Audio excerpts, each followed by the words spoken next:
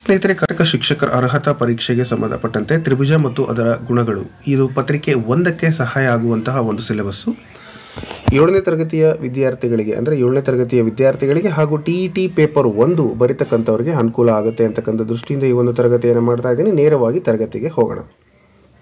ಇದು LBA ಅಂದರೆ lesson based assessment ಕೊಟ್ಟಿರ್ತಕ್ಕಂತಹ ಒಂದಷ್ಟು ಪ್ರಶ್ನೆ ಮತ್ತು ಉತ್ತರಗಳು.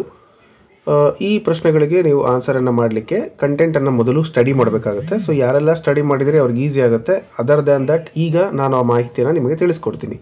ಸೊ ಕೆಲವು ನಿಮಿಷಗಳ ಕಾಲ ಈ ಒಂದು ವಿಡಿಯೋದೊಂದಿಗೆ ನೀವು ಟೈಮ್ ಸ್ಪೆಂಡ್ ಮಾಡಿದರೆ ಇದರಲ್ಲಿ 1 ಅಂಕ ಗ್ಯಾರಂಟಿ ನಿಮಗೆ ಪರೀಕ್ಷೆಯಲ್ಲಿ ಸಿಗುವ ಸಾಧ್ಯತೆ ಇದೆ ಅಂತ ಹೇಳ್ತಾ ನೋಡ್ತಾ ಹೋಗೋಣ ಪ್ರಶ್ನೆಗಳು.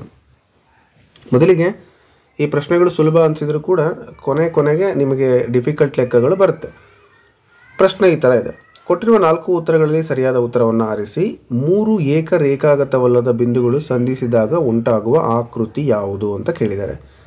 ಸೊ ಆಪ್ಷನ್ಸಲ್ಲಿ ಚೌಕ, ಆಯತ, ತ್ರಿಭುಜ, ವೃತ್ತ. 3 ಏಕರೇಖಾಗತವಲ್ಲದ ಬಿಂದುಗಳು ಅಂದಾಗ ನಿಮ್ಗೆ ಗೊತ್ತಾಗುತ್ತೆ. ಅದಕ್ಕೆ ಸರಿಯಾದ ಉತ್ತರ ತ್ರಿಭುಜ. ನೆಕ್ಸ್ಟ್, ತ್ರಿಭುಜದ ಒಳಕೋನಗಳ ಮೊತ್ತ ಎಷ್ಟು? ತ್ರಿಭುಜದ ಒಳಕೋನಗಳ ಮೊತ್ತ 180 ಡಿಗ್ರಿ. ಸೊ ನೋಟ್ ಮಾಡ್ಕೊಳ್ಳಿ. ಯಾರೆಲ್ಲ ಆರ್ಟ್ಸ್ ಬ್ಯಾಕ್ಗ್ರೌಂಡ್ ಇದ್ದೀರಿ ಅವರಿಗೆ ಭಾಳ ಅನುಕೂಲ ಆಗುತ್ತೆ. ಈ ಒಂದು ವಿಡಿಯೋ ತರಗತಿ ನಿಮಗೆ ಬೇಸಿಕ್ ಕಾನ್ಫಿಡೆಂಟನ್ನು ಕೊಡುತ್ತೆ. ಸೊ 3 ಏಕರೇಖಾಗತವಲ್ಲದ ಬಿಂದುಗಳು ಸಂಧಿಸಿದಾಗ ಉಂಟಾಗುವ ಆಕೃತಿ ತ್ರಿಭುಜ ಆಗಿರುತ್ತೆ. ತ್ರಿಭುಜಗಳ ಒಳಕೋನಗಳ ಮೊತ್ತ 180 ಡಿಗ್ರಿ ಆಗಿರುತ್ತೆ. ಹಾಗೆ ಪೈಥಾಗೊರಸ್ನ ಗುಣವನ್ನು ನಿರೂಪಿಸುವಂತಹ ತ್ರಿಭುಜದ ವಿಧ ಯಾವುದು ಅಂತ ಕೇಳಿದ್ದಾರೆ. ಸೊ ಯಾವ ತ್ರಿಭುಜ ಪೈಥಾಗೊರಸ್ನ ಒಂದು ಗುಣವನ್ನು ಹೇಳುತ್ತೆ ಅಂತ ಹೇಳಿದ್ರೆ ಅದು ಲಂಬಕೋನ ತ್ರಿಭುಜ.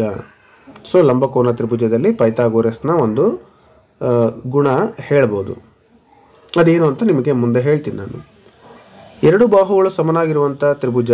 ಈಗ ಬಾಹುಗಳಲ್ಲಿ 2 ಸಮ ಇದ್ದಾವೆ ಅಂತ ಹೇಳಿದರೆ ಸಮ ದ್ವಿಬಾಹು, 3 ಸಮ ಇದ್ದಾವೆ ಅಂದರೆ ಸಮಬಾಹು, ಎಲ್ಲವೂ ಬೇರೆ ಬೇರೆ ಇದ್ದಾವೆ ಅಂತ ಹೇಳಿದರೆ ಅಸಮಬಾಹು ತ್ರಿಭುಜ ಆಗುತ್ತೆ. ಓಕೆ, ಬಟ್ ಇಲ್ಲಿ 2 ಬಾಹುಗಳು ಸಮನಾಗಿದ್ದಾವೆ ಅಂತ ಕೇಳಿದರೆ ಸೊ ಸಮ ದ್ವಿಬಾಹು ತ್ರಿಭುಜ. ನೆಕ್ಸ್ಟ್, ಒಂದು ತ್ರಿಭುಜದ ಬಾಹ್ಯ ಕೋನ. ಸೊ ಈ ಬಾಹ್ಯ ಕೋನ ಅಂತರಾಭಿಮುಖ ಕೋನಗಳ ಮೊತ್ತಕ್ಕೆ ಸಮನಾಗಿರುತ್ತೆ. ಒಂದು ಎಕ್ಸಾಂಪಲ್ ನಿಮಗೆ, ಇದು ಒಂದು ತ್ರಿಭುಜ ಅಂತ ಹೇಳಿದರೆ ಇಲ್ಲೊಂದು ಬಾಹ್ಯ ಕೋನ ಉಂಟಾಗಿದೆ ಅಂದರೆ ಇದರ ಒಂದು ಒಳ ಅಂತರ್ಕೋನದ ಅಭಿಮುಖ ಕೋನಗಳೇನಿದಾವಲ್ಲ ಈ ಎಕ್ಸ್ ಮತ್ತು ವೈ, ಇಲ್ಲಿ ನಾವು ಎ ಅಂತ ತಗೊಂಡ್ರೆ ಕೋನವನ್ನು ಎ ಅಂತ ತಗೊಂಡ್ರೆ ಎ = x + y ಆಗಿರುತ್ತೆ. ಅಂದರೆ ಅಂತರ್ ಅಭಿಮುಖ ಕೋನಗಳ ಮೊತ್ತಕ್ಕೆ ಸಮನಾಗಿರುತ್ತೆ. ಇದನ್ನು ನೀವು ನೆನ್ಪಿಟ್ಕೊಳ್ಳಲೇಬೇಕು. ಯಾಕೆ ಅಂತ ಹೇಳಿದ್ರೆ ಇದ್ರ ಮೇಲೆ ಸಾಕಷ್ಟು ನಾನು ಈಗೇನು ಕ್ವಶನ್ ಪೇಪರ್ ಬಿಡಿಸಿದ್ದೀನಿ ಅದರಲ್ಲೆಲ್ಲ ಬರೀ ಇವೇ ಕ್ವಶನ್ಸೇ ಬಂದಿದ್ದಾವೆ. ನೆಕ್ಸ್ಟು, ಒಂದು ಲಂಬಕೋನ ತ್ರಿಭುಜದಲ್ಲಿ ವಿಕರ್ಣವು ಲಂಬಕೋನದ ಲಂಬಕೋನ ತ್ರಿಭುಜದಲ್ಲಿ ವಿಕರ್ಣವು ಲಂಬಕೋನದ ಯಾವ ಭಾಗದಲ್ಲಿರುತ್ತೆ? ಸೊ ಇದನ್ನು ನೀವು ಅರ್ಥ ಮಾಡ್ಕೋಬೇಕಾದ್ರೆ ಒಂದು ಚಿತ್ರನ ನಾನು ಇಲ್ಲಿ ಬರೆದು ತೋರಿಸ್ತೀನಿ ನಿಮಗೆ. ಇದೊಂದು ಲಂಬಕೋನ ತ್ರಿಭುಜ ಅಂತ ತಿಳ್ಕೊಳ್ಳಿ. ಎಸ್, ಇದೊಂದು ಲಂಬಕೋನ ತ್ರಿಭುಜ, ಇದು 90 ಡಿಗ್ರಿ. ಈ ಲಂಬಕೋನ ಇದು ವಿಕರ್ಣ ಆಗಿರುತ್ತೆ. ಸೊ ಇದೇನಿದೆ ವಿಕರ್ಣ. ಈ ಲಂಬಕೋನವು ವಿಕರ್ಣದ ಅಭಿಮುಖವಾಗಿರುತ್ತೆ ಅಂದರೆ ವಿಕರ್ಣಕ್ಕೆ ಅಭಿಮುಖವಾಗಿರುತ್ತೆ ಅಂತ ನಾವು ಹೇಳ್ಬೋದು. ಓಕೆ, ಒಂದು ಲಂಬಕೋನ ತ್ರಿಭುಜದಲ್ಲಿ ವಿಕರ್ಣವು ಲಂಬಕೋನದ ಅಭಿಮುಖವಾಗಿರುತ್ತೆ ಅಥವಾ ಲಂಬಕೋನದ ಎದುರಿಗಿರುತ್ತೆ ಅಂತಲೇ ಹೇಳ್ಬೋದು.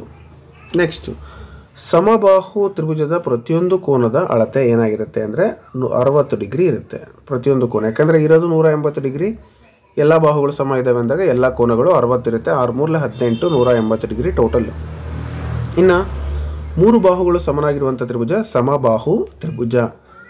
ನೆಕ್ಸ್ಟ್, ಒಂದು ಕೋನ 90 ಡಿಗ್ರಿ ಇರುವಂಥ ತ್ರಿಭುಜವನ್ನು ನಾವು ಲಂಬಕೋನ ತ್ರಿಭುಜ ಅಂತ ಕರಿತೀವಿ. ಅಂತ ಕರಿತೀವಿ ಲಂಬಕೋನ ತ್ರಿಭುಜ.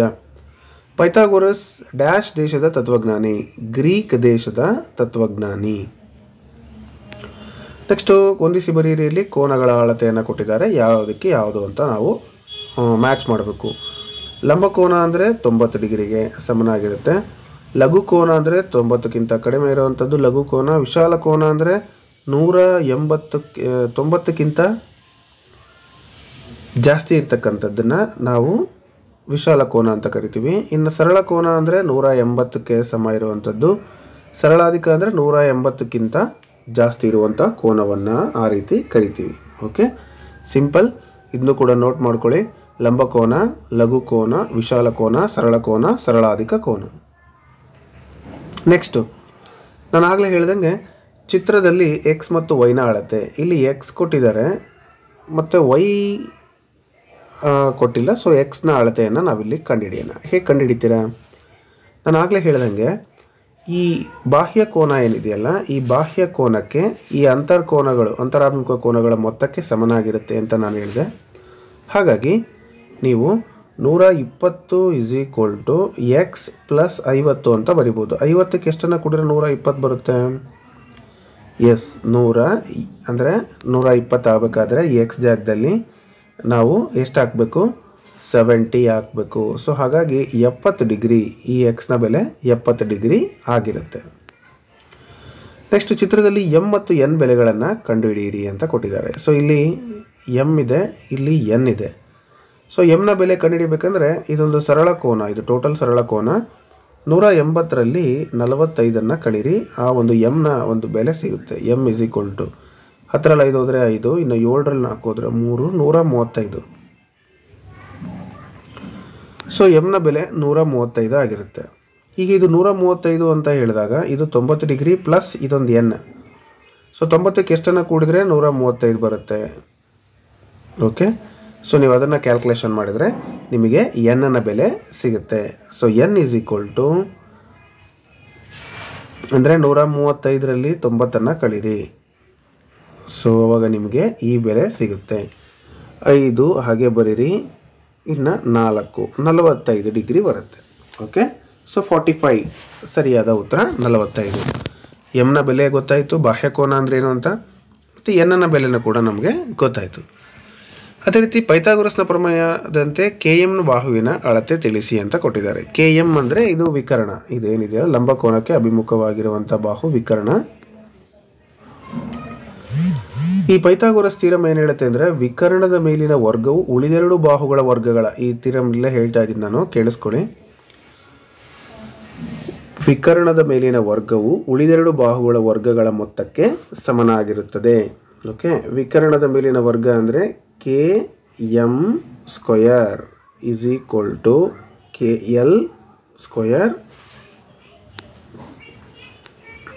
ಪ್ಲಸ್ LM² ಆಗುತ್ತೆ. ಓಕೆ, ಈಗ KL ಅಂದರೆ ಇದು KL 3² ಆಗುತ್ತೆ ಪ್ಲಸ್ 4² 3 3 9, 4 4 16, 9 ಪ್ಲಸ್ 16, 16 9 25 ಅಂದರೆ √25 ಅಂದಾಗ ಇದರ ಬೆಲೆ 5. ಸೊ 5 ಇದರ ಒಂದು ಉತ್ತರ ಆಗಿರುತ್ತೆ. ಗೊತ್ತಾಯ್ತಾ? ತುಂಬ ಸಿಂಪಲ್ ಆಗಿ ನೀವು ಆನ್ಸರನ್ನು ಮಾಡ್ಬೋದು. ಸೊ ಇದಿಷ್ಟು ಒಂದು ತ್ರಿಭುಜಗಳಿಗೆ ಸಂಬಂಧಪಟ್ಟಂಥ ಒಂದು ಪಾಠ ಆಗಿತ್ತು. ಮತ್ತೊಂದು ಪ್ರಶ್ನೆ ಕೇಳಿದ್ದಾರೆ ಇಲ್ಲಿ, ಲಂಬಕೋನ ತ್ರಿಭುಜ ಮತ್ತು ಲಘುಕೋನ ತ್ರಿಭುಜಗಳಿಗಿರುವ ವ್ಯತ್ಯಾಸ ಅಂತ. ಲಂಬಕೋನ ತ್ರಿಭುಜದಲ್ಲಿ ಒಂದು ಕೋನ 90 ಡಿಗ್ರಿ ಇರುತ್ತೆ, ಇನ್ನು ಲಘುಕೋನ ತ್ರಿಭುಜದಲ್ಲಿ ಎಲ್ಲ ಕೋನಗಳು 90ಕ್ಕಿಂತ ಕಡಿಮೆ ಇರ್ತವೆ, ಅಳತೆಯನ್ನು ಹೊಂದಿರ್ತವೆ. ಇದಿಷ್ಟು ವ್ಯತ್ಯಾಸವನ್ನು ನೀವು ಹೇಳ್ಬೋದು. ಇನ್ನು ಕೋನಗಳ ಆಧಾರದಲ್ಲಿ ತ್ರಿಭುಜಗಳ ವಿಧಗಳು ಅಂತ ಕೇಳಿದರೆ, ಕೋನಗಳ ಆಧಾರದಲ್ಲಿ ಮೊದಲಿಗೆ ಅಂದರೆ ಎಲ್ಲ ಕೋನಗಳು ಸಮ ಇದ್ದರೆ ಲಘುಕೋನ ಅಂತ ಕರಿತೀವಿ, ಲಘುಕೋನ ತ್ರಿಭುಜ. ಆಮೇಲೆ ಒಂದು ಕೋನ 90 ಡಿಗ್ರಿ ಇದ್ದರೆ ಲಂಬಕೋನ ತ್ರಿಭುಜ. ಸೊ ಒಂದು ಕೋನ ಏನಾದರೂ ದೊಡ್ಡದಿತ್ತು ಅಂದರೆ ವಿಶಾಲ ಕೋನ ತ್ರಿಭುಜ. ಆ ರೀತಿ ನೀವು ಹೇಳ್ಬೋದು. ಇನ್ನು ಬಾಹುಗಳ ಆಧಾರದ ಮೇಲೆ ಹೇಳಬೇಕಪ್ಪ ಅಂತಂದರೆ ತ್ರಿಭುಜಗಳನ್ನು ನಿಮ್ಗೆ ಇದನ್ನು ನಾನು ಡಿಸ್ಪ್ಲೇ ಮಾಡೇ ಹೇಳ್ತೀನಿ, ಬಟ್ ಈಗ ಆನ್ಸರ್ ಅನ್ಸರಿ ಒಂದ್ಸರಿ ನೀವು ಚೆಕ್ ಮಾಡ್ಕೊಳ್ಳಿ. ಬಾಹುಗಳ ಆಧಾರದ ಮೇಲೆ ಎಲ್ಲ ಬಾಹುಗಳು ಸಮ ಇದ್ದರೆ ಸಮಬಾಹು ತ್ರಿಭುಜ, ಎರಡು ಬಾಹುಗಳು ಮಾತ್ರ ಸಮ ಇದ್ದರೆ ಸಮದ್ವಿಬಾಹು, ಯಾವುದೇ ಬಾಹು ಸಮ ಇಲ್ಲ ಅಂತ ಹೇಳಿದರೆ ಅಸಮಬಾಹು ತ್ರಿಭುಜ ಅಂತ ನಾವು ಹೇಳ್ಬೋದು. ನೆಕ್ಸ್ಟ್ ಚಿತ್ರದಲ್ಲಿರುವ ಕೋನಗಳನ್ನು ಅಳೆತು ಬರೆಯಿರಿ ಅಂತ ಇದೆ. ಸೊ ಕೋನಗಳನ್ನು ಅಳತೆ ಮಾಡಬೇಕಾಗುತ್ತೆ. ಇನ್ನು ಚಿತ್ರದಲ್ಲಿ ಎಕ್ಸ್ ಮತ್ತು ವೈನ ಅಳತೆಯನ್ನು ತಿಳಿಸಿ ಅಂತ ಕೇಳಿದ್ದಾರೆ. ಎಕ್ಸ್ ಮತ್ತು ವೈನ ಅಳತೆ, ಇದು ಇಲ್ಲೇ ಎಕ್ಸ್ ಕೊಟ್ಟಿದ್ದಾರೆ, ಇಲ್ಲಿ ವೈ ಕೊಟ್ಟಿದ್ದಾರೆ. ಸೊ ಇಲ್ಲಿ y = 80 ಡಿಗ್ರಿ ಆಗುತ್ತೆ, ಯಾಕಂದರೆ ಶೃಂಗಾಭಿಮುಖ ಕೋನ. ಸೊ ಇಲ್ಲಿ 80 ಡಿಗ್ರಿ 50 ಡಿಗ್ರಿ ಇದು ಮೂರು ಕೋನಗಳನ್ನು ಕೂಡಿದ್ರೆ 180 ಆಗುತ್ತೆ. So 80 plus 50 plus x = 180. 80 plus 50 ಅಂದರೆ ನಿಮಗೆ 130 ಆಗುತ್ತೆ. ಇನ್ನು 50 ಡಿಗ್ರಿ ಅಲ್ಲಿಗೆ ಎಕ್ಸ್ನ ಬೆಲೆ ಬರುತ್ತೆ. X is equal to 50, y is equal to 80. 80 ಯಾಕೆ ಅಂತ ನಿಮಗಾಗಲೇ ಗೊತ್ತಾಯಿತು. ಸೊ ಇನ್ನು ನಾನು ನಿಮಗಾಗಲೇ ಹೇಳಿದಂಗೆ ಯಾವುದು ಈ ಒಂದೆರಡು ಪ್ರಶ್ನೆಗಳು ಅಂದರೆ ಕೋನಗಳ ಆಧಾರದ ಮೇಲೆ ಬಾಹುಗಳ ಆಧಾರದ ಮೇಲೆ ವಿಧಗಳನ್ನು ತಿಳಿಸ್ಕೊಡ್ತೀನಿ. ಪೈಥಾಗೋರಸ್ನ ಥಿಯರಮ್ ಕೇಳಿದ್ರಲ್ಲ, ಆ ಒಂದು ಥಿಯರಮ್ ಇಲ್ಲಿದೆ. ಮತ್ತು ಲಘು ಕೋನ ಬಂದು 90 ಡಿಗ್ರಿಗೆ ಅಂತ ಕಮ್ಮಿ ಇರುತ್ತೆ, ಲಂಬ ಕೋನ 90 ಡಿಗ್ರಿಗೆ ಸಮ ಇರುತ್ತೆ. ಇನ್ನು ಕೋನಗಳು ಆಧಾರದ ಮೇಲೆ ತ್ರಿಭುಜಗಳ 3 ವಿಧಗಳು ಅಂತಂದರೆ ಲಘು ಕೋನ ತ್ರಿಭುಜ, ಲಂಬ ಕೋನ ತ್ರಿಭುಜ, ವಿಶಾಲ ಕೋನ ತ್ರಿಭುಜ. ಬಾಹುಗಳ ಆಧಾರದ ಮೇಲೆ ತ್ರಿಭುಜಗಳ ವಿಧಗಳು ಸಮಬಾಹು, ಸಮದ್ವಿಬಾಹು, ಅಸಮಬಾಹು ತ್ರಿಭುಜ. ಇನ್ನು ಕೋನಗಳ ಮೊತ್ತ ನಾನಾಗಲೇ ಹೇಳಿದಂಗೆ ಕಂಡುಹಿಡಿಬೇಕಂತ ಹೇಳಿದ್ರಲ್ಲ, ಸೊ ಆ ಒಂದು 3 ಒಳ ಕೋನಗಳ ಮೊತ್ತ ಅದ್ರ ಮೇಲೆ ಅವರು ಕಂಡುಹಿಡಿದಿದ್ದಾರೆ. ಸೊ ಆ ಲೆಕ್ಕಗಳನ್ನು ಕೂಡ ನೀವು ಇಲ್ಲಿ ನೋಡ್ಬೋದು. ಪೈಥಾಗೋರಸ್ನ ಒಂದು ಪ್ರಮೇಯ ಕೂಡ ಇಲ್ಲಿ ಕೊಟ್ಟಿದ್ದಾರೆ. ಇದಿಷ್ಟು ಈ ಒಂದು ತ್ರಿಭುಜಗಳಿಗೆ ಸಂಬಂಧಪಟ್ಟಂಥ ಒಂದು ಪಾಠ ಆಗಿದೆ ಸ್ನೇಹಿತರೆ. ಇನ್ನು ಮುಂದಿನ ಪಾಠ ಪರಿಮಾಣಗಳ ಹೋಲಿಕೆ. ಸೊ ಈ ಪರಿಮಾಣಗಳ ಹೋಲಿಕೆ ಪಾಠ ಬೇಕು ಅಂದರೆ ನೀವು ಕಮೆಂಟ್ ಮೂಲಕ ನನಗೆ ತಿಳಿಸ್ಕೊಡಿ. ಮುಂದಿನ ತರಗತಿಯಲ್ಲಿ ಪರಿಮಾಣಗಳ ಹೋಲಿಕೆ ಕೂಡ ನಾನು ನಿಮಗೆ ತಿಳಿಸ್ಕೊಡ್ತೀನಿ. ಧನ್ಯವಾದಗಳು.